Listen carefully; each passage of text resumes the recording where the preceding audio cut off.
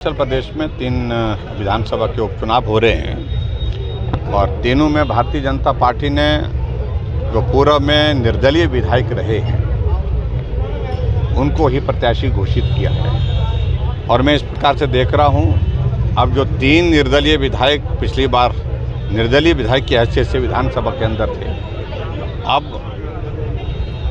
तीनों के तीनों विधायक भारतीय जनता पार्टी के विधायक बनकर के विधानसभा में प्रवेश करेंगे।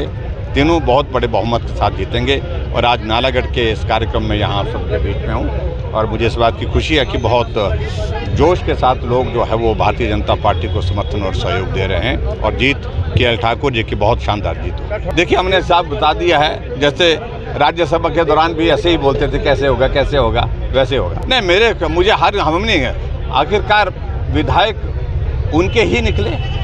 नेतृत्व तो वो होता है जो सबको साथ लेकर के चले। उनके जिले से ही 3 विधायक उनके खिलाफ बगावत करके निकल गए। उनकी पार्टी के 6 विधायक उनके खिलाफ निकले और 14 महीने के छोटे से कार्यकाल में, तो इसका मतलब नेतृत्व पर बहुत बड़ा प्रश्न चिन्ह खड़ा किया है। जीतेंगे, तीनों जीतेंगे, निश्चित रूप से नहीं, उसमें सिर्फ 1-2 चीज़ों को लेकर के थोड़ी सी वो दिक्कत आई थी। 1-2 पॉइंट में जो लीकेज की बात आई थी, उसमें थोड़ी सी लीकेज हो रही है, वो थोड़ा चिंता का विषय है। BRO ने उसका और डिफेंस मिनिस्ट्री ने सारी चीज़ का कॉग्निजेंस लिया है, वो सारी चीज़ को लेकर के एग्जामिन कर रहे हैं, टेक्निकल चीज़ें कैसे हो सकती हैं। लेकिन ये बात ठीक है कि वहाँ ये हमारे एक बहुत बड़ा प्रोजेक्ट जो आदरणीय प्रधानमंत्री, पूर्व प्रधानमंत्री अटल बिहारी वाजपेयी जी ने शुरू किया था शिलान्यास करके, और आदरणीय प्रधानमंत्री नरेंद्र मोदी जी ने उसको पूर्ण किया 3,300 करोड़ रुपए की लागत से। ये टूरिज़्म पॉइंट ऑफ व्यू से भी बहुत बड़ा आकर्षण का केंद्र बना है और ये ठीक तरह से होना चाहिए, स्वच्छ होना चाहिए। सरकार की कार्यप्रणाली पर हमने बात कह दी। ये सरकार आज तक के इतिहास की सबसे निकम्मी सरकार है।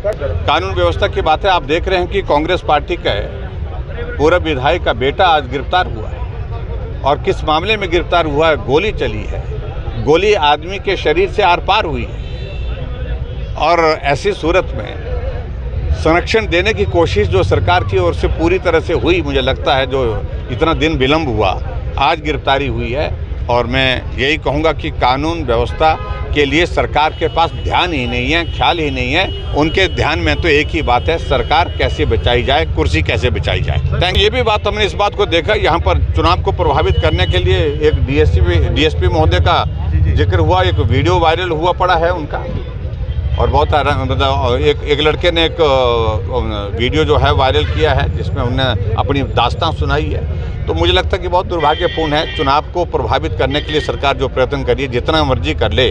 हम लोकसभा के चुनाव में 68 में से 61 सीटों पर जीते हैं, चारों की चारों लोकसभा सीटें जीते हैं। पूरी तरह से प्रभावित करने की कोशिश की, पूरी मशीनरी सरकार की जो है सरकार को बचाने में लगी थी, लेकिन उसके बावजूद भी हारी। देखिए, बिल्कुल सीधी सी बात है, इन्होंने क्या वादा किया था? गारंटी दी थी हर महिला को, हर महिला 18 से 60 साल की, उनके खाते में 3-3 हज़ार रुपये हर महीने आएंगे।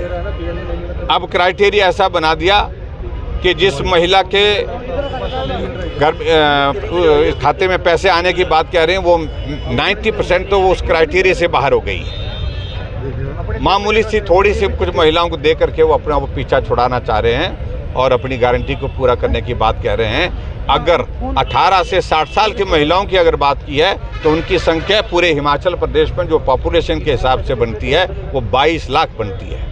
लेकिन आज प्रश्न ये है कि वो कितने लोगों को दे रहे हैं? बहुत कम लोगों को।